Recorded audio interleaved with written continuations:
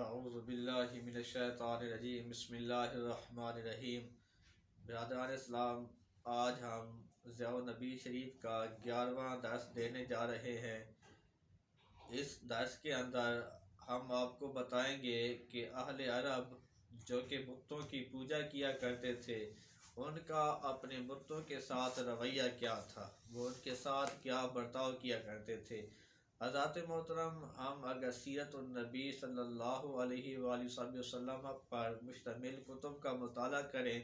تو ہمیں یہ باتیں ملتی ہیں کہ وہ لوگ ایسا کام کیا کرتے تھے کہ اگر آج ہم ان کے بارے میں پڑھتے ہیں تو انسان کو ہنسی آتی ہے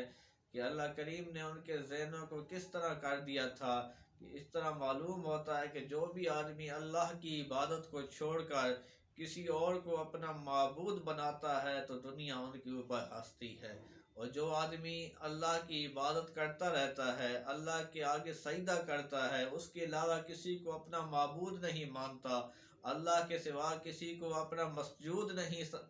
سمجھتا، اللہ کریم اس کو عزت عطا فرماتا ہے۔ دنیا اس کے اوپر کبھی ہنستی نہیں ہے، بلکہ دنیا ان کے نام لے کر ان کے ناموں کی تسبیح بیان کرتی ہے۔ تو برادران اسلام، ان کا رویہ بھی اپنے بتوں کے بارے میں بڑا مضحک خیز تھا۔ ابو رجا طاری کہتے ہیں کہ زمانہ جاہلیت میں ہمارا طریقہ کار یہ تھا کہ ہم اگر ایک پتھر کی پوجا کرتے تھے، پھر کچھ عرصہ اس کی پوجا کرتے رہتے تھے، پھر اگر اس کے بدلے میں کوئی ہمیں اور خوبصورت پتھر مل جاتا، کوئی اور اچھا پتھر مل جاتا، تو ہم پہلے پتھر کی پوجا چھوڑ دیتے، یعنی ان کے مطابق اپنے پہلے خدا کی پوجا چھوڑ دیتے کہ اب یہ خدا پرانا ہو گیا ہے، اب یہ خدا ردی ہو گیا ہے، ہم اس خدا کو پھینک دیتے تھے۔ وہ ان کے نزدیک جو ان کا خدا ہوتا تھا تو وہ اس کو پھینک دیتے تھے، پھر نئے پتھر کو اپنا خدا بنا کر اس کی پوجا شروع کر دیا کرتے تھے۔ اسی طرح ان کا طریقہ کار ہوتا تھا۔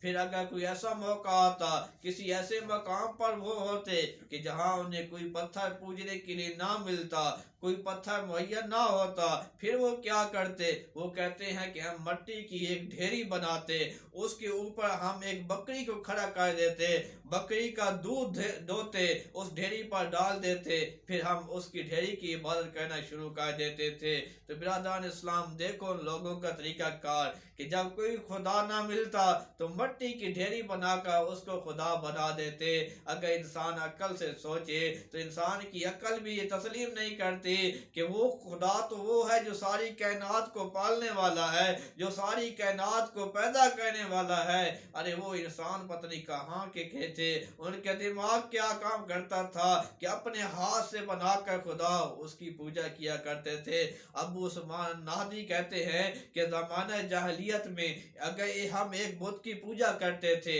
ایک روز ہم نے یہ اعلان سنا، کوئی کہہ رہا تھا لوگوں تمہارا خدا ہلاک ہو گیا ہے، تمہارا خدا ہلاک ہو گیا ہے، اب کوئی نیا رب تلاش کرو۔ وہ کہتے ہیں کہ ہم نکلے، وادی کے سارے نشیب و فراز کو ہم نے چھان مارا تاکہ ہمیں کوئی خدا ملے جس خدا کی ہم عبادت کریں، جس کی ہم پوجا پاٹ کریں۔ تو بالآخر ہم نے سنا کہ کوئی ایک منادی اعلان کر رہا تھا، ندا دے رہا تھا، لوگوں آؤ انا قد وجدنا ربکم، آ جاؤ ہم نے تمہارے لیے تمہارا خدا ڈھونڈ لیا ہے۔ جب آئے، وہ کہتے ہیں کہ جب ہم وہاں آئے تو ہم نے دیکھا ایک پتھر رکھا ہوا ہے، اس کے اوپر جانور ذبح کیے جا رہے ہیں، اس پتھر کو جانور کے خونوں کے ساتھ لت پت کر دیا گیا ہے، پھر اس کی پوجا پاٹ شروع کر دی گئی ہے۔ مکہ کے بیت اللہ شریف کے علاوہ ان لوگوں کی ایک جو طریقہ کار یہ تھا کہ مختلف قسم کے خدا بنائے ہوئے تھے، ہر آدمی ہر مختلف قسم کے خداؤں کی پوجا پاٹ میں لگا ہوا تھا۔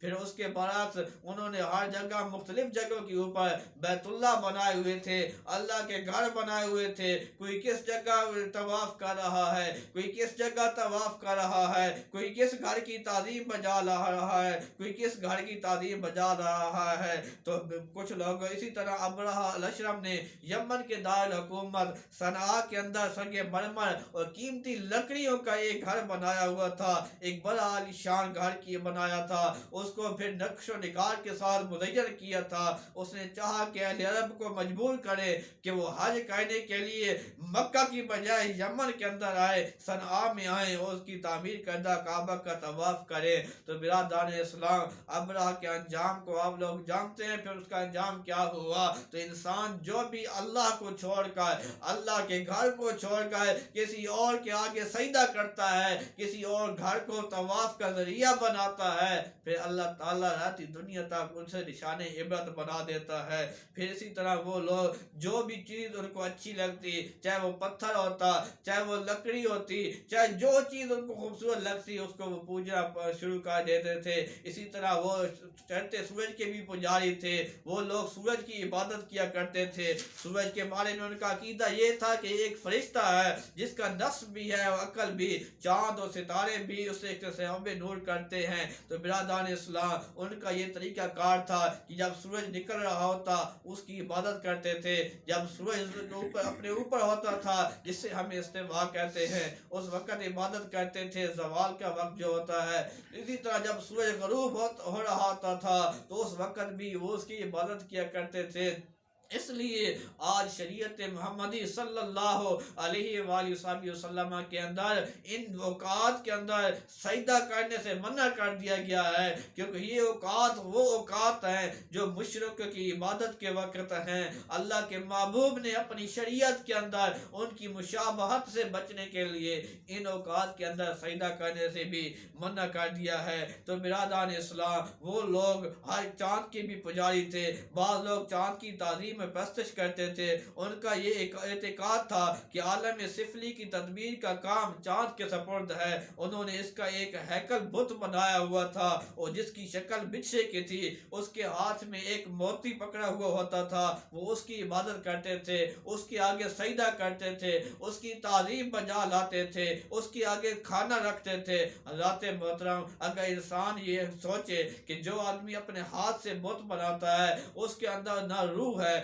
نہ اس کی جان ہے، پھر وہ کیا کھائے گا؟ جو خود کھانے کے اوپر قادر نہیں ہے، اس کے اندر برکت کیسے وہ ڈالے گا؟ تو برادران اسلام، یہ عربوں کا طریقہ کار تھا کہ وہ اپنے ہاتھ سے بناتے تھے۔ آؤ، میرے نبی نے ہمیں ایسے رب کی طرف ہماری رہنمائی کی ہے۔ لوگوں، ہمارا رب تو وہ ہے جو کسی کا محتاج نہیں ہے بلکہ ساری کائنات اس کی محتاج ہے۔ وہ جو خالق ہے، رازق ہے اور رزق دیتا ہے تو اتنا دیتا ہے، میرا رب خود فرماتا ہے واللہ یرزق من یشاء بغیر حساب، اللہ جسے چاہتا ہے بغیر حساب کتاب رزق دیتا ہے۔ حضرات محترم، آج اللہ نے جو عزت کے شملیں بلند کی ہیں تو مسلمانوں کے کی ہیں۔ اللہ نے مسلمانوں کو وہ عزت عطا فرمائی ہے کیونکہ مسلمان صرف اس رب کی عبادت کرتے ہیں، اس کے علاوہ کسی کے آگے سجدہ نہیں کرتے، کسی کے آگے سر نہیں جھکاتے۔ اگر آج بھی انسان، آج بھی اگر محمد عربی صلی اللہ علیہ وآلہ وسلم کی امتی صرف اس رب ذوالجلال کی بارگاہ میں سر جھکاتے رہے، میں یقین سے کہتا ہوں کبھی اللہ کریم اس امت کے اوپر زوال نہیں آنے دے گا، اس قوم کو زوال کا شکار نہیں ہونے دے گا، بلکہ اللہ فرماتا ہے وَأَنْتُمُ الْأَعْلَوْنَ إِن كُنْتُم مُؤْمِنِينَ، اگر تم ایمان والے رہے تو تم ہی سب سے غالب ہوں گے۔ تو برادران اسلام، اللہ کریم کی بارگاہ میں دعا ہے اللہ تعالی ہم سب کو حضور نبی رحمت صلی اللہ تعالی علیہ وآلہ وسلم کی سیرت کو پڑھ کر سمجھ کر اس پر عمل کرنے کی توفیق عطا فرمائے۔ وآخر دعوانا الحمدللہ رب العالمین۔